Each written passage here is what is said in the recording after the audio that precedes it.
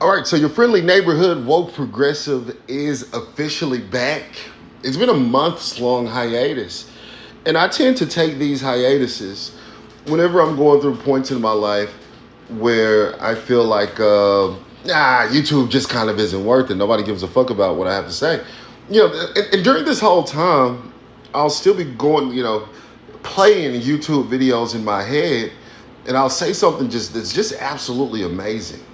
And I'm like, I should really just get back on YouTube. Forget how terrible the audio is.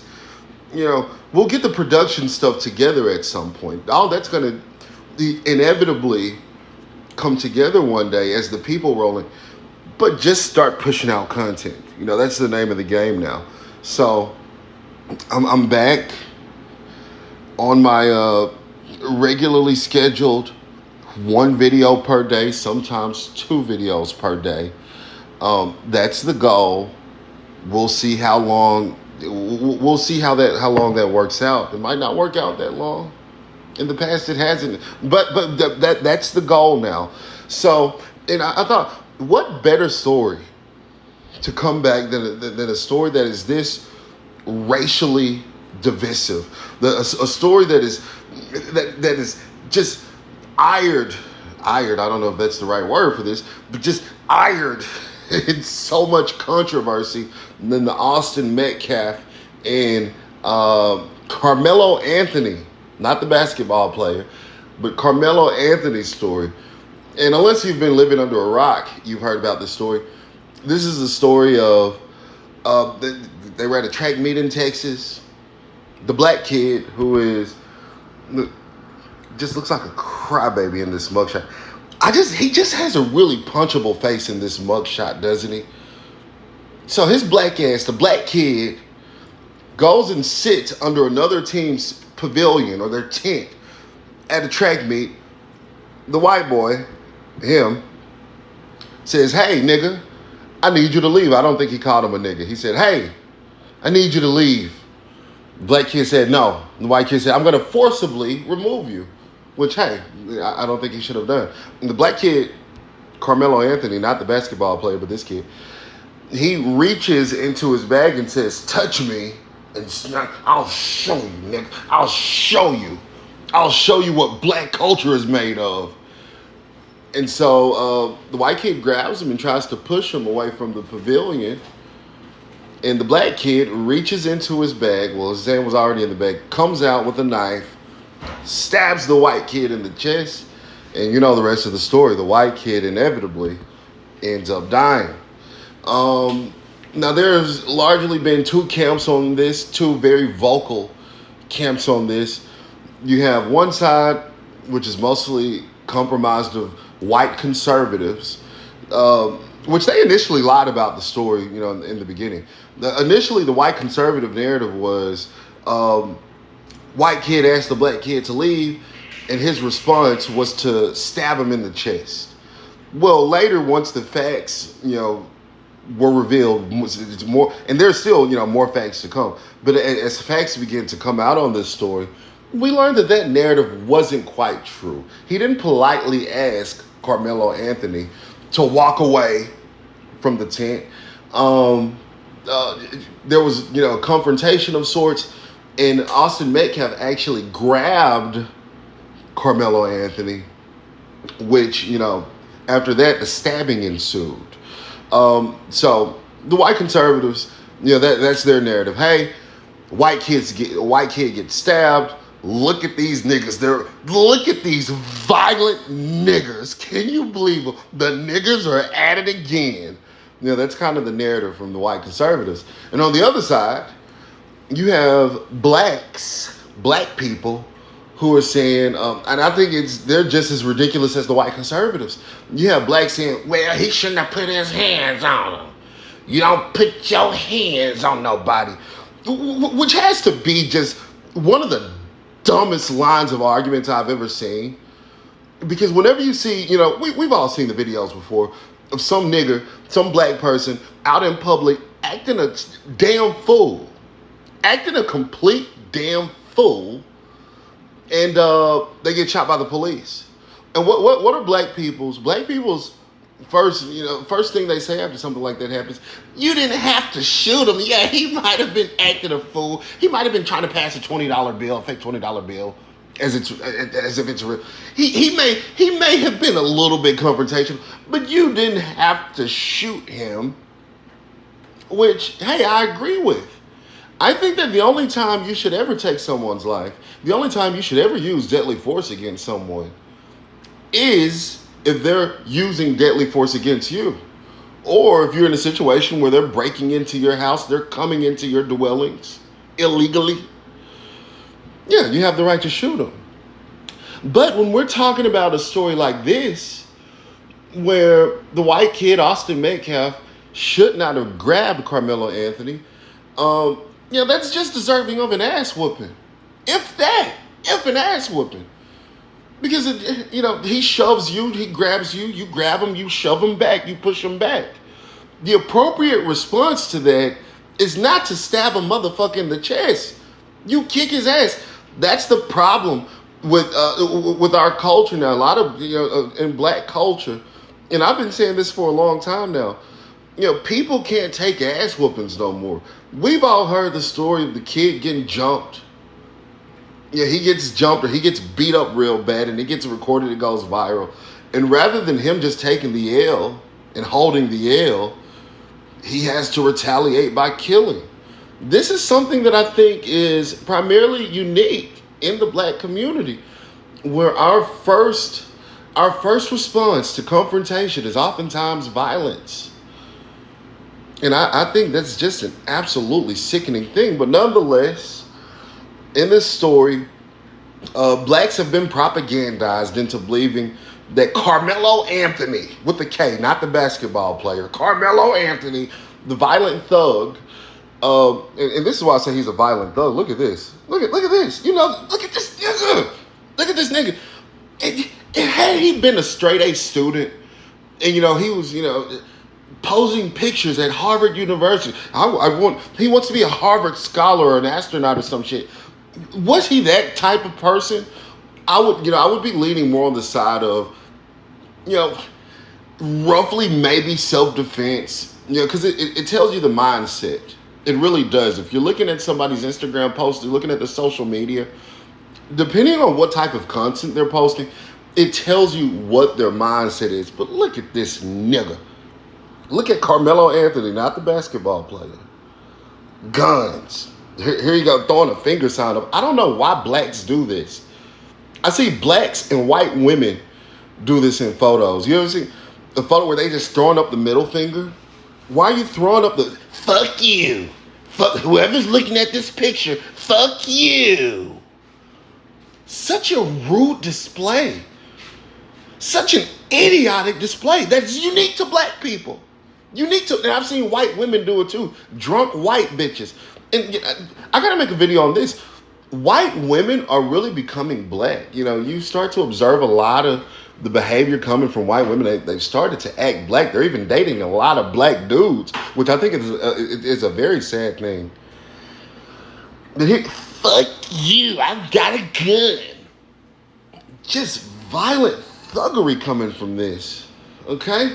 So we've got this thug, and blacks have been propagandized into starting a GoFundMe for this nigga, where he is raised. Let's go to his GoFundMe. Can we find the GoFundMe? Look at this. Well, it's not a GoFundMe, excuse me. It's a Go Send Go. Because initially they started a GoFundMe for him. The GoFundMe, they ended the GoFundMe. There's no longer a GoFundMe. They have the Give, Send, Go, Shine Brightly. I've never heard of Give, Send, Go. But here it is. Get this, guys. A $450,000 goal. Now, you guys know I started a GoFundMe for my dead cat, Sebastian, who unfortunately has passed away. God rest his soul. I started a GoFundMe for my cat. I barely raised $55. But this nigga, this thug, this finger sign throwing, gun toting, AK wielding thug literally kills another person when he shouldn't have had a gun at school in the first fucking place. This kid raises, so far he's raised $385,046. 385,000 big ones, ladies and gentlemen, for killing another human being. All right, let's take a look at this. This is the official support fund for Carmelo and his family during this challenging and difficult time.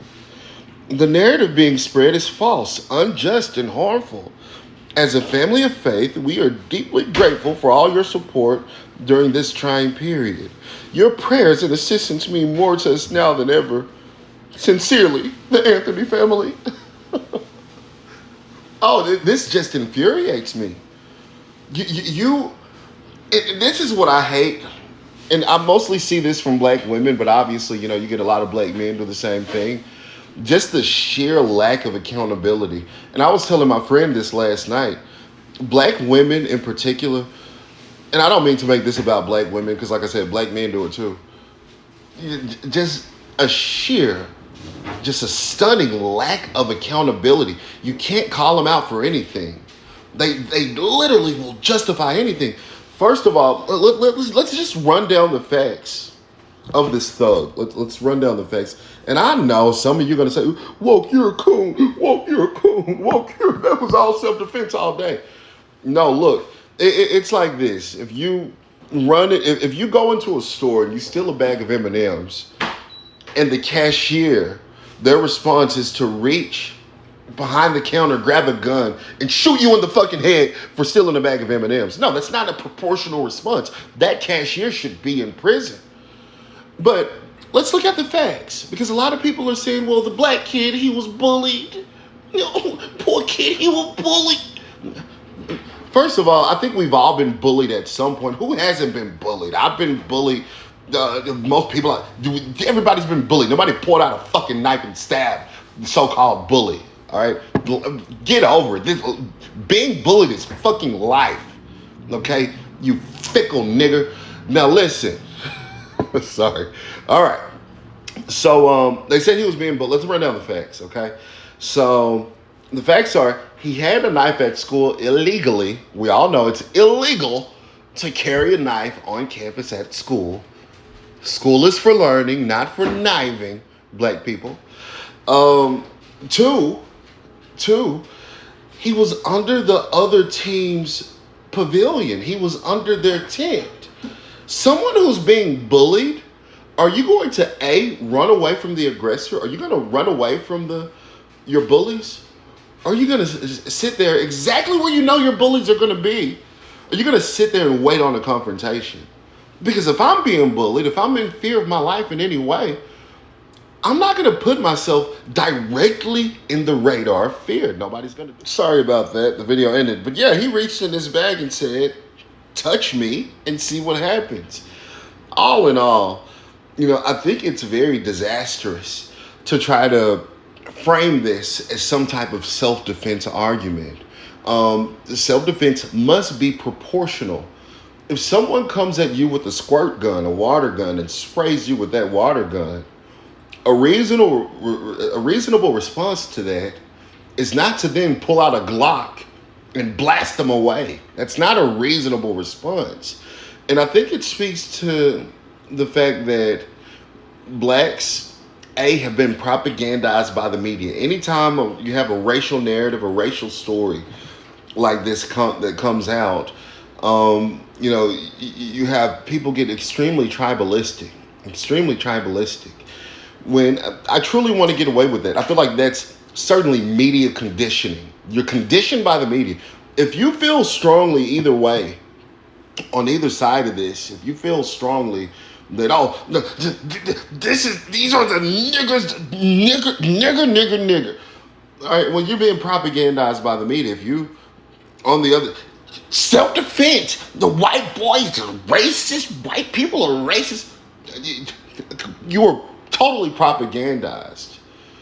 No, I'm outraged. I'm outraged because everybody else is outraged, which is totally different. I'm outraged because I see through the propaganda. At least I feel like I see through the propaganda. I see how the media is attempting to condition us with this story. I don't think you should fall for the conditioning. I think you should open your eyes and see this as a clear case where you have a kid who was a victim of black culture, who we'll talk about, we'll talk about black culture more and more in coming videos. You have a kid who was a victim of black culture, a kid who was in all essence a thug, reacting how thugs do, reacting violently. I think that's what we should take away from this story. I think we should take away from this story. You know, we have a culture of violence. We have a culture of thuggery. We have a culture where a proper photo for a teenager is to hold up a middle finger saying, fuck you, fuck you. We have a culture where holding up gang signs with an AK-47 with a high-powered 50 caliber gun. We have a culture where that's reasonable. And it's totally unreasonable. Now, if we lived in a culture where we were fighting against a tyrannical government, then I'd say, hey, that's a cool photo. But no, we live in a culture where 9 times out of 10, if he ever uses that gun, it's going to be against another black person. It's going to be against another citizen, which is terrible. Terrible. And, I'll say this and then we'll go ahead and end the video. We can't gloss over the fact that if these were 2 black boys, had a black boy stabbed another white boy, there wouldn't be a GoFundMe. We wouldn't be talking about it. It'd just be another day in America. Let's not be conditioned by the media so much so to where whenever they say, this is racism, you must react. We immediately react to it. I think it's ridiculous. I think it's stupid. And I think it shows just how propagandized our community is.